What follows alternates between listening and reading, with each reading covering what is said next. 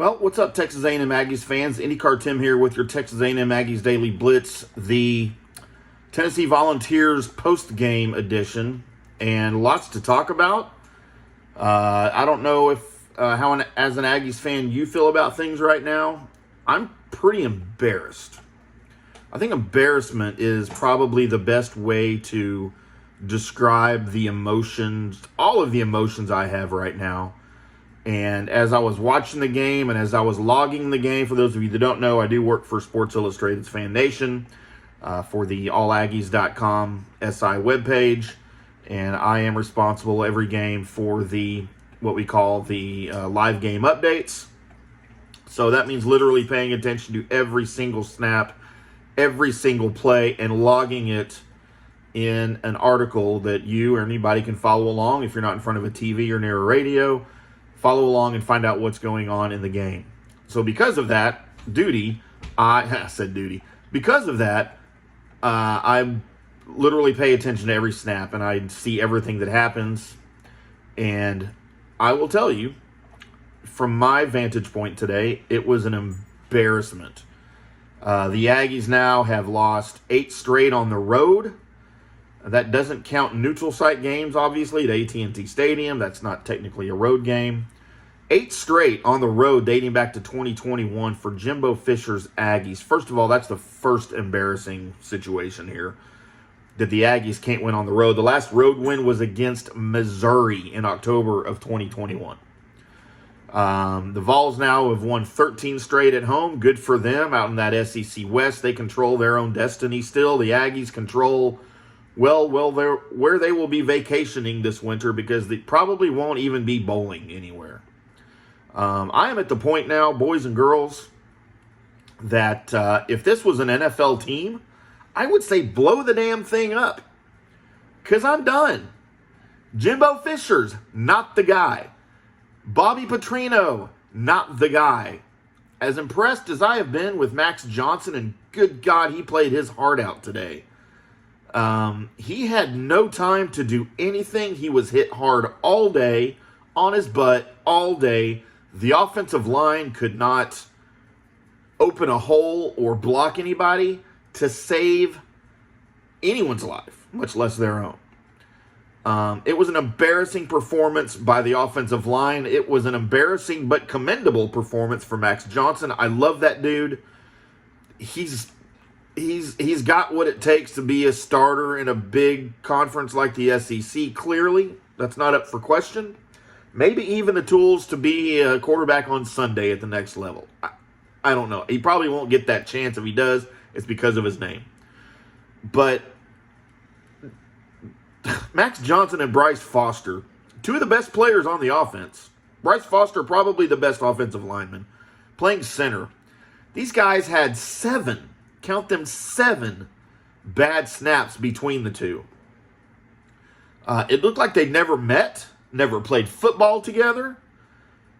I don't know what was going on with the snaps, but out of those 7, 5 resulted in either incompletions or lost yardage, sacks.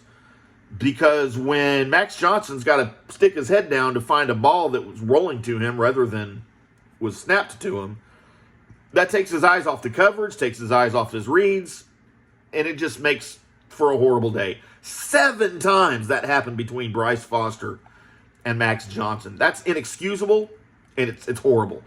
Another inexcusable thing for the Aggies today, 11 penalties for 90 yards. Yes, they still had less than the Volunteers, who had, I think, 12 for like 120 or something. It was something stupid. But false start penalties are inexcusable. False start penalties, if you followed football long enough, any dead ball penalties, which a false start penalty is a dead ball because it's not during a play. A lot of people say that's due to poor discipline. And what do you attribute poor discipline to? Coaching, right? All on coaching. That's inexcusable. It's ridiculous. And some of those false start penalties today took away big gains for the Aggies, first downs for the Aggies, in a game where yardage was at a premium for both teams. Unless you're the rushing game for Tennessee, who probably still just got another first down against the Aggies defense, the game's over. Inexcusable bad snaps, inexcusable penalties. Where the crap was Anais Smith in this game? So either the Aggies forgot to game plan for him and they forgot he played for them and they didn't include him in any game planning, or the Volunteers just completely figured out how to remove him from the offense completely, which the latter is probably true. No carries and just one catch for 20 yards. And when he's most dangerous on kick returns and punt returns, right, he had 0. Well, part of that's because the Volunteers didn't have to punt all day. 0 punts for the Vols today. He had one kickoff return, and that was out of the end zone right before the Aggies' final possession of the game. Because, he's trying to make a play. This isn't on Anais Smith. I'm not blaming him for any of this. But he had one kickoff return, and he had to take it out of the end zone. It was for 23 yards, and it's what started the Aggies' final possession before the interception that ended the game. So whoever's at fault here, they should be fired immediately. And I'm looking at you, Bobby Petrino. Something you may not have noticed, but you should have if you're watching enough football. How about Nick Constantino, the Aggies' staple punter, who for the last couple of seasons has been integral in the Aggies winning the field position battle with their opponents. The guy's a rock star. Maybe today had the absolute worst day of his collegiate career. 4 punts, averaging 32 yards a kick. Let me repeat that. Nick Constantino, the Aggies punter, had 4 punts, averaging 32 yards a kick, and he had none inside the 20. His season average, boys and girls, is 48 yards per kick. That is 16 yards less, times 4, where the Aggies didn't win a field position battle, and it showed clearly. The biggest part of the day today, though, that will get written the most about, it was the injury to Walter Nolan, the Aggies' 5-star standout defensive tackle, who, by the way, played his high school ball in Knoxville. The Aggies stole him from the Tennessee Volunteers. Kind of a scandal if you remember that. With about 9 minutes left in the game, goes down. He got his knee hit, and they were looking at his knee, his lower leg, and he had to be carted off. He was in tears as he was being carted off. He refused to lay down on the cart. He would not lay down on the back of the cart. Rather, he just sat up, holding his face mask in tears. So good thoughts for Walter Nolan. We hope it's nothing serious, but they don't take guys off on carts for things that aren't too serious very often. So thoughts and prayers for Nolan and his family and his situation. The only other thing I want to talk about real quick that's not on my notes, all those things I wrote down to talk about, I ran out of room to write things down. Bobby Petrino and this offense, what the crap? This offense was better when Jimbo Fisher was calling it. I know Connor Weigman went down. We've got our backup in there, but trust me, Max Johnson is fully capable as a starting quarterback to play for pretty much anybody. So that's BS, that the argument that we don't have a starting quarterback. Of course we're no, that's BS. Max Johnson is perfectly capable of running this offense. As a matter of fact, in the game that Weigman went down, if you recall, Max Johnson had a far better command of the offense than Weigman did. So I don't know what Bobby Petrino's doing. It's not running the offense. It's ridiculous. It looks worse than it did under Fisher, and I'm done. I'm tired. I'm done. Fisher needs to go. I don't care what the buyout is. The Aggies have it. I think it's $90 million or something stupid like that if they fire him this year, because he's under contract till 2031. Whoever's freaking idea that was. Genius.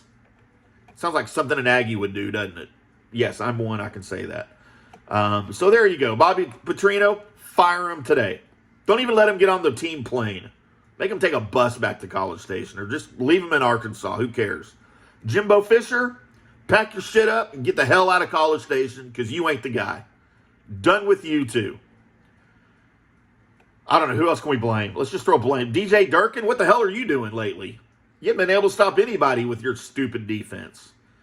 Just everybody needs to go. If this was an NFL team, like I said at the start, blow the damn thing up, fire everybody, and start over. Because you've got Texas and Oklahoma coming into the league next year, and they're both going to whoop your ass. And I never thought I would say that a year ago. But this thing's gotten that bad. I'm sick of it. Appreciate you guys tuning in and watching my rant here. Let me know your thoughts about the Aggies versus the Volunteers, where things went right, if any, where things went wrong, everywhere, and what your thoughts are on the rest of the season. Jimbo Fisher's hot seat status, Bobby Petrino's hot seat status, DJ Durkin's hot seat status. It's hard to say 3 times.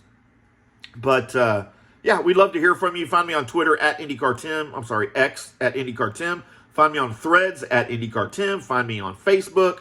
I'm all over the place. Just search IndyCarTimm and you will find me. I would love to talk to you about this and know what you think about our woeful, embarrassing Aggies against the Vols.